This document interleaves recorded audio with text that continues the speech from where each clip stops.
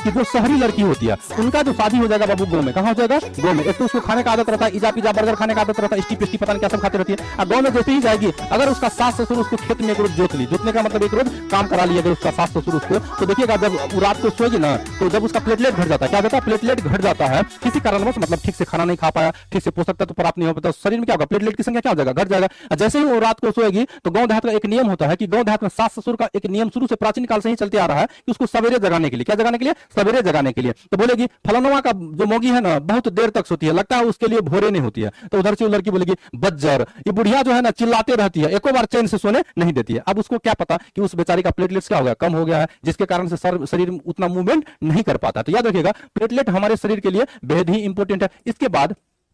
इसके बाद प्लेटलेट्स का और क्या काम होता है? तो प्लेटलेट्स का काम होता है रक्त, चोट लगने पर, क्या लगने पर? चोट लगने पर। याद रखिएगा चोट लगने पर, चोट लगने पर रक्त का थक्का जमाना, रक्त का क्या करना? थक्का जमाना। तो